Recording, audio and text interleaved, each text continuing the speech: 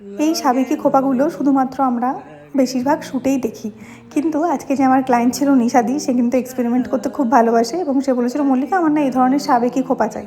তো এরকম সাবেকি খোপা তোমরা ক্লায়েন্টের উপরে কীভাবে করবে, এই খোপাটা করার পর আমার কাছে অনেক ইনকোয়ারি এসেছিলো এবং অনেকেই জিজ্ঞেস করেছো দিদি এই খোপাটা কীভাবে করবো, কি মানে কী কী লেগেছে না লেগেছে। তো আজকে সেটারই আমি তোমাদের ডিটেল ভিডিও দেবো। এখন আমাদের ট্রায়াল পিরিয়ড চলছিল, কোন লেসটা দিলে ভালো লাগবে, এক্সেসরিজটা কোথায় দিলে ভালো লাগবে, তারপরে শুরু হয় আমাদের কাজ। প্রথমে একটা ডোনার দিয়ে খোপাটাকে সিকিওর করে নিচ্ছি আমরা, যেহেতু নিশাদির চুল খুব হেভি এবং বড় ছিল তাই ডোনারটা দিয়ে সিকিওর করেছি। আমরা দুটো বেনি এনেছিলাম, একটা বেনি একদম নর্মাল রোল করে আমরা দিয়েছি, সেকেন্ড বেনিটাকে আমরা খুলে তার ভিতরে লেস দিয়ে বেঁধে তারপরে দিয়েছি। তারপরে এই যে ঘুঙরুগুলো দেখছো এগুলো কিন্তু আঠা দিয়ে লাগানো না, এগুলোর ভিতরে ইনভিজিবল পিন আমরা পুট করেছি, পুট করে ওগুলো এক একটা করে আমরা সেট করেছি যাতে খুলে না যায়।